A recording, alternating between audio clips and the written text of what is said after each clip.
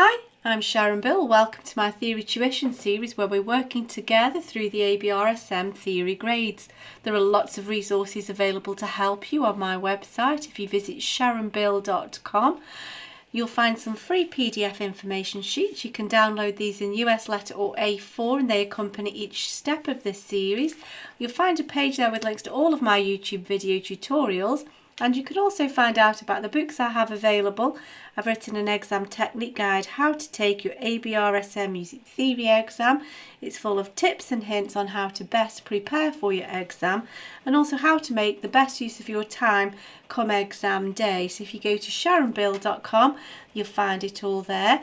If you can like, that would be fab, and please do subscribe and share the videos. And now we're going to crack on with the last question from the 2018 Grade 2 Paper C. So if you turn with me to page 14, and that will take us to question 9. This is the last part of Paper C, which was the paper that was sat in the last exam session of 2018. And so I'm hoping you've had a go of this. It's always better to learn by your mistakes, and now we'll check through these answers together. So all of the questions on this page relate back to this little extract of music here. And so let's have a little look at this. So then question 1, A1, is how many bars contain at least one minim or half note? So just a little bit of an observational test here. So a minim or a half note is one of these. So let's have a look. How many bars, not how many minims, but how many bars contain at least one? So we've got one here, one bar, here's another bar, none there, and this bar contains at least one as well. So we have 1, 2, 3, 4 bars, and that's soon done. There we go. Now then, the next question asks us to give the letter name of the lowest note in the melody. They've given us a helpful reminder saying remember to include the sharp sign if necessary. So first of all, we need to be careful to make note of which clef we're in with the treble clef. So let's see the lowest. That G sharp seems to be the lowest. Yep, doesn't go any lower, so here we are. And we know the lines are E, G, B, D, F. Every good boy deserves football, or whatever little rhyme helps you. Every green bus drives fast. So this is a G, and of course there's a sharp. So G sharp. Use capital letters when you're naming notes. That's the standard procedure. So the next one, the melody is in the key of A minor, and we're asked to give the number of a bar that contains all of the notes of the tonic triad in this key. So before we go looking for it, we need to be sure of what we're actually looking for. If you remember, the tonic triad is built of the first, the third, and the fifth degrees of the scale. So if we're in A minor, A is the tonic, the first, B, C, D, E, first, third, fifth. So we're looking for a bar that contains A, C and E, maybe not in that order. So let's see what we've got. So we've got an E, an A and an E. Remember the space is spelled face, F-A-C-E, but there's no C, so that won't do. We have a C and an A, but no E, so that won't do. Just an E here, that won't do. A C and an E, but no A again. So here we have a C, an A, a C and an E. So A, C, E, there's all of the notes of the tonic triad. So bar 5 just takes a little bit of time. But once you know what you're looking for, there's no stress. Just keep looking till you find it. So then, carrying on with this, name the degree of the scale of the first note of the melody. Well, we've sort of already thought about that a bit. We're counting from A. So we know it's F-A-C-E, 1, 2, 3, 4, 5, A, B, C, D, E, and we know we've already looked here that E is the 5th degree of the scale, so we can double check it that way as well. So it's the 5th degree of the scale. Generally speaking now, we're just asked which other key has the same key signature as A minor. So you need to know your related keys. If you remember, every major key is paired or related to a minor key, And C major and A minor are related in that they both have no key signature. So C major is the answer there. Just needs a little bit of revision just to get to grips with these pairs of key signatures. And so the last question, now here we have 10 marks just for copying.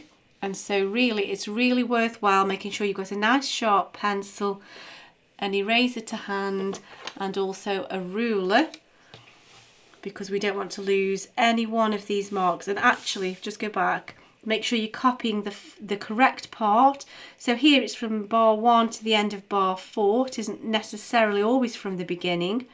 And they've even given us a checklist. Don't forget the clef, the time signature, the tempo marking, dynamics, and all other details. So basically everything you see, just pop it down there. And so, just so that I don't get lost, we're going from bar 1 to the end of bar 4. We're doing all of this first line. And so just to be sure that I don't make any mistakes or miss anything out, I'm going to keep my bar lines aligned with theirs, so I can stay exactly in step with them and I won't lose my place. And also I know that everything is nicely positioned and spread out. I'm not going to run out of space or be too squished up, and also I can keep a really close eye on what I'm doing. So long as you copy everything, it doesn't matter which order you go in. I prefer to get everything mapped out and then just do the note heads, just so I know I'm not going to miss or get lost, and then I'll worry about all the other details afterwards. But it really doesn't matter so long as you get everything down. If it helps, there's nothing stopping you putting the bar numbers. You wouldn't lose any marks for doing that, just to be sure that you don't get lost. So nearly there to the end, and so I know everything's nicely spaced. So that's just the note heads. I'll make that a bit bigger. Need a dot.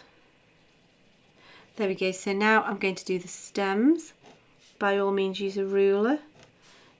In fact, I think I'll take my own advice here. I'm showing that downwards pattern by making the line diagonal, just as they've done. Now here we're beginning and ending on the same note, so that will be reasonably level, because we're not kind of progressing anywhere. We're going back to where we started. There we go. So that's all the notes. So now I'm going to do the articulation. So we need legato and staccato, legato and staccato, and now I'll put the tempo marking, so andante. Everything you see, just get it down there, and then some dynamic markings as well. We have P. Let's do a bit of revision actually while we're here. So andante, that means at a walking pace. That's a medium walking pace. P is short for piano, which means quietly. Cantabile, you came across this in grade 1 as well as piano, that's in a singing style. So just use this as a bit of a revision exercise, why not?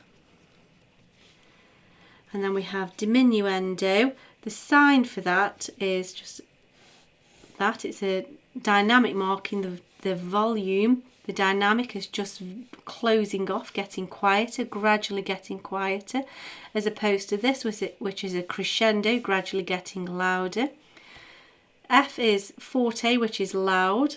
PP is very quiet. When we have an extra letter, it becomes issimo, which is extra, so pianissimo. And here we have mezzo forte. Mezzo is sort of middle or moderately loud. So I think we've got everything we can out of that little exercise. Why not? So here we are, diminuendo. We just have dim with a full stop because that's an abbreviation. And then don't forget the PP at the end, because we've got to go to the very end of bar 4. And now let's just have a little double check through. I have to sing it through in my mind to make sure I've got everything there. And so that's that. So that's that question completed. So that's the end of that question. That's also the end of that paper.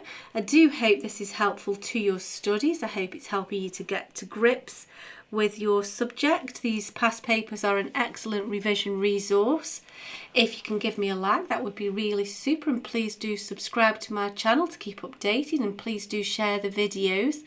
Please also do visit sharonbill.com and have a browse around all of the resource and information that's available there to help you. Thanks for watching. See you next time. Bye.